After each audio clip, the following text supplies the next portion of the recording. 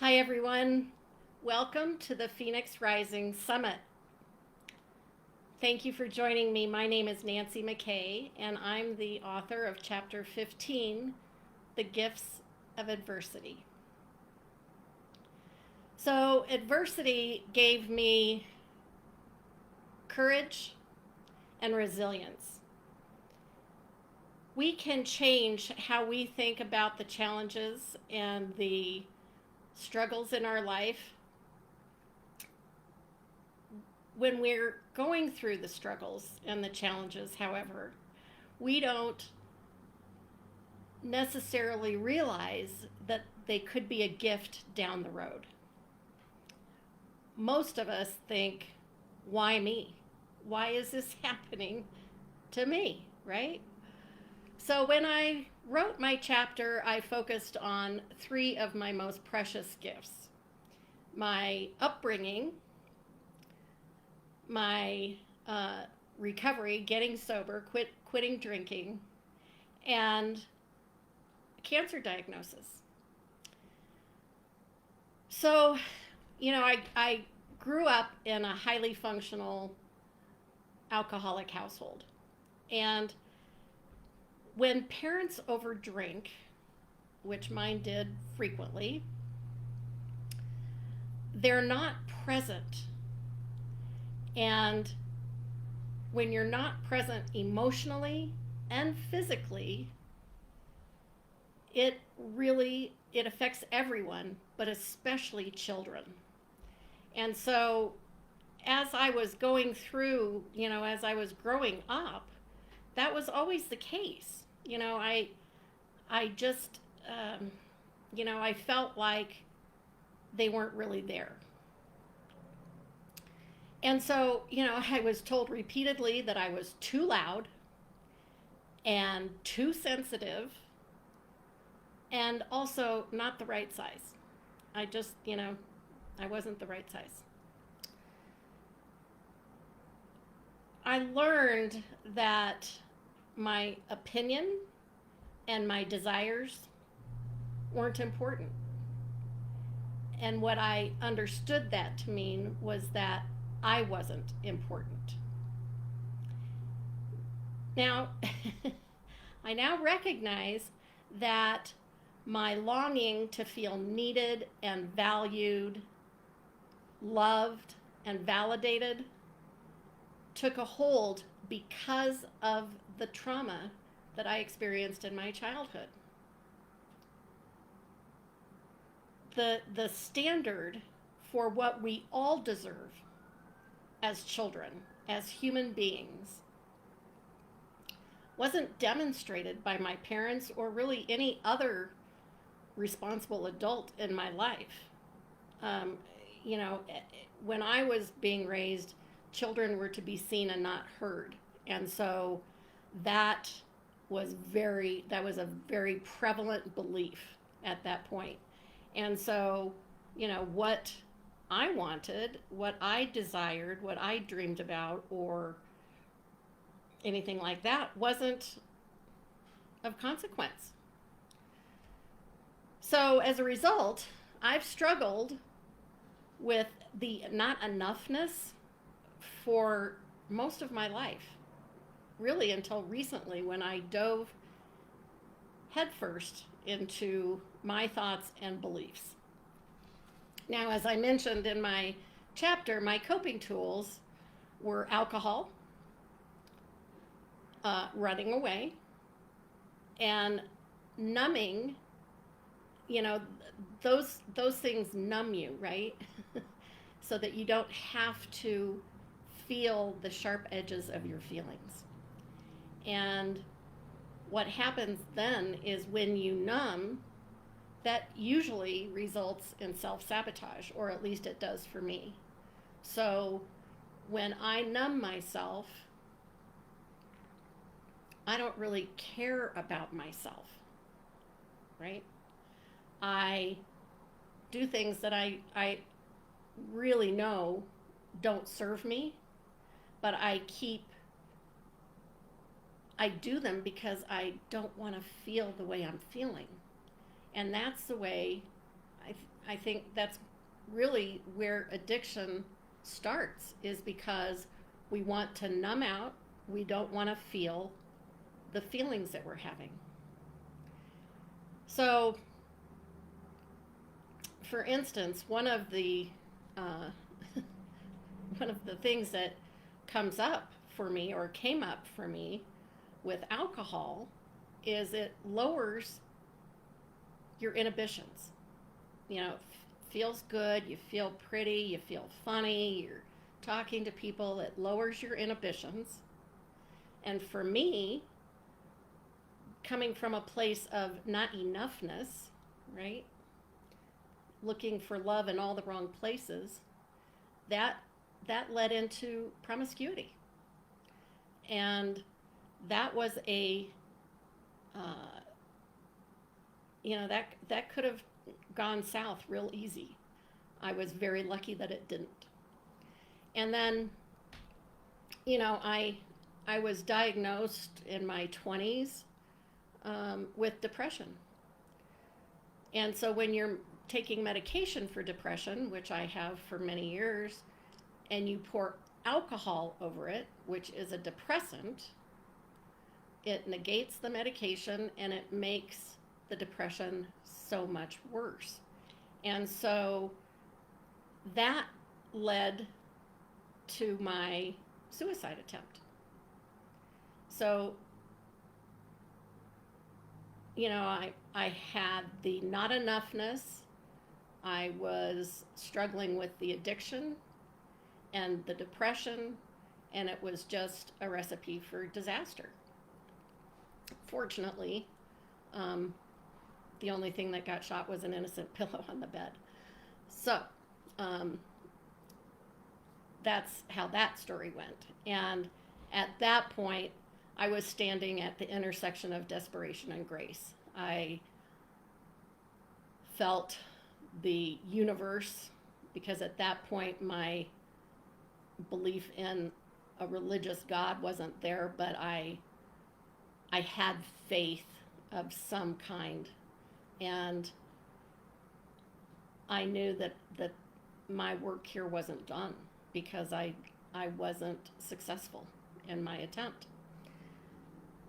So then, then I was, years later, I was diagnosed with ovarian cancer, and that's a traumatic experience, and the treatment of it was a traumatic experience. So all of this trauma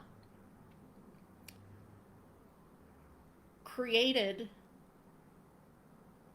built character, right? And it created some resilience. I learned that I was stronger than I thought I was. I learned that um, that there must be a purpose for me to be here. I wasn't sure what it was at that point, but I knew that there was a purpose there. And so, as I dove into doing the work, some work on me, I dove into the personal development pool head first. You really have to be vulnerable about doing that. Any kind of work, personal development work, requires vulnerability. And I should say it requires courage, and vulnerability is the way you get there, right? So Brene Brown, if you follow her at all, she says vulnerability is our greatest measure of courage. And so you can't have courage unless you've been vulnerable. So asking for help is a sign of courage. You have to be vulnerable to ask for help. You have to acknowledge that you need help in order to ask for it. And that's vulnerable. And so, the day after I tried to commit suicide, I called my neighbor, who I knew was in recovery, and asked her for help. And I asked my chemo nurse to help me get through my first round of chemo. And it's just all all these times of vulnerability lead to more courage. It builds your courage. And so, my hope is that, going through these traumatic events, you know, they changed my perspective on life, and I hope that if you've gone through some trauma, that you can look at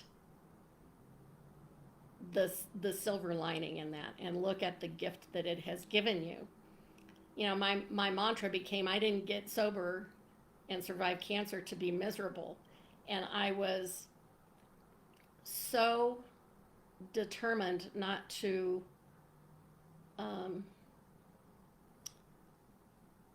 live my life the way I had been. Now, I was sober and I was already in therapy, but I wanted to find my purpose. I wanted to feed my soul. And so, I started working with a life coach. And I really went back into the personal development pool, and I started learning a lot more about myself. And then I started training to become a life coach at the age of 61, when most people are thinking about retirement. And mindset played a big part of that. I wasn't studying mindset so much then, but I knew that even though I was 61, that it was up to me to change my life if I wanted to do something different. And so, I felt like age was not a boundary for me. I didn't care that I was 61. So now I want to talk about mindset a little bit more. So our circumstances don't create our experience in life. It's our thoughts about the experience, our thoughts about the circumstance that create our experience, right? So, there's an old saying, pain is inevitable, suffering is optional. And I know that to be true. So there's a thing called clean pain and dirty pain. Clean pain is when you are hammering a nail in a board and you hit your thumb with the hammer. Damn, that hurts, right? That's clean pain. Now, if you start telling yourself that you're a clumsy idiot, how could you do something so stupid, and ruminate on that for hours or days or however long, that's dirty pain. The pain in your thumb has gone away, but your mind is still churning up those negative, nasty, you're stupid, you're clumsy thoughts, right? That's dirty pain. So one of the tools that I use with my clients, excuse me, is called the model. And what it does is it really sets out very clearly and simply how our thoughts are created by our circumstance. So we have a circumstance, we have a thought about that. And then our feelings are generated from that thought. And then our actions are driven by the feeling, the emotion that we're having, and then we have a result as a result of the action that we took. So, for instance, I had a cancer diagnosis. Now, I could have said, I could have thought, why me? Right? And when I think, why me? Why is this happening to me? that means that I'm not, you know, accepting things as they are. And that's where our suffering comes in, is when we are thinking that things should be different than they actually are. So if that why me makes me angry, then, you know, how am I going to act? How am I going to treat people, treat myself? You know, it's going to be a big fucking mess, right? So then, what results do you get? Well, you still have cancer. That's a done deal. That's a fact. But now you're angry and you're mad at everybody and you're acting like a miserable idiot. And that's no fun, right? We can all agree that that's suffering right there. You are suffering. But we can turn that around, right? You still have a cancer diagnosis. But in my case, I said, you know, I really thought, why not me? The thought, why me, never really entered my mind. It was, why not me?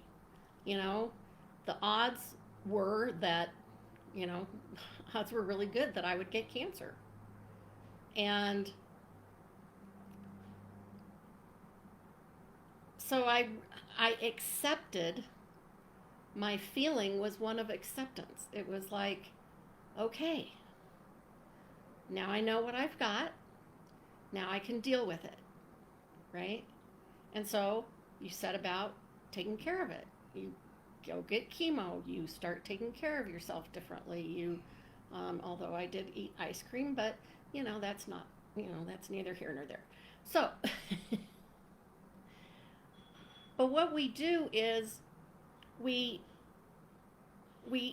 treat ourselves with compassion, right? And we understand that we might not be able to change that circumstance, but we can change how we think about it.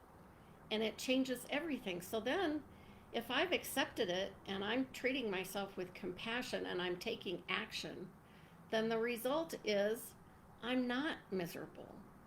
You know, I'm the only suffering that I'm going through is because of clean pain. It's not because of dirty pain. Okay? So there's a big difference, and that's just the, you know, the tip of the iceberg as far as mindset work goes. It's you know, it's just one little tool that I use, and that's just a brief snippet of it. So, you know, we're all a work in progress.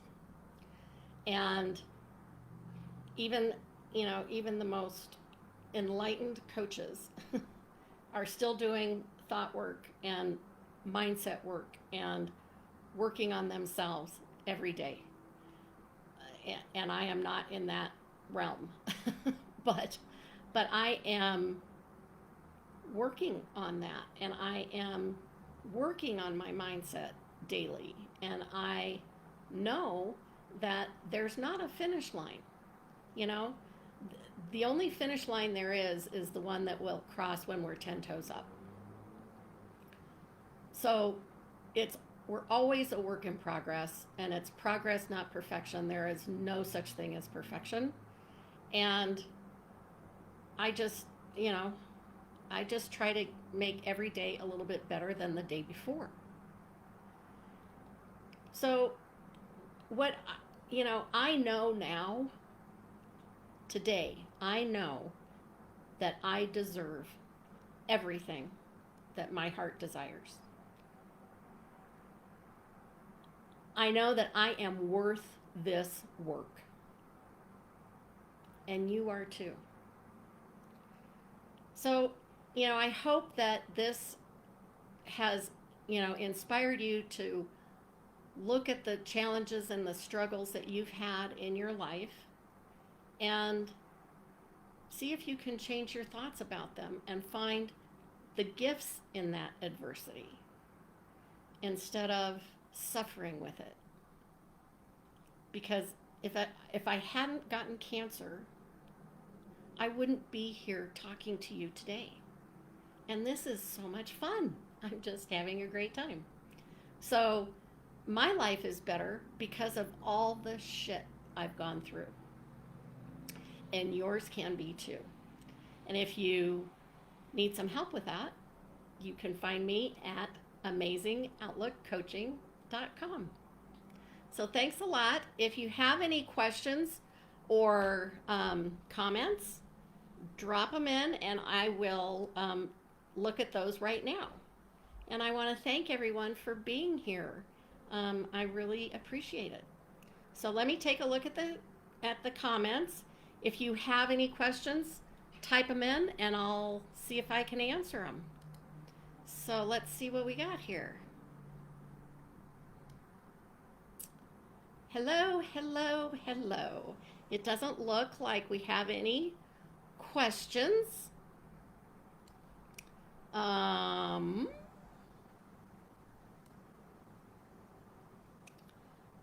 thank you, Beatrice. I'm glad that that's what you needed to hear today. So I believe I'm a little on the short side here, but so I can hang out for a few minutes and then we'll sign off. So, but I'm really glad that those of you who joined me did, and I think I'll just sign off now.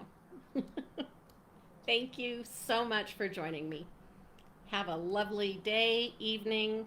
I know we've got people from all over the world down in Australia and New Zealand and all around. And you're very welcome, Christine. I'm glad you're here. And thanks so much. We'll talk to you soon. Bye.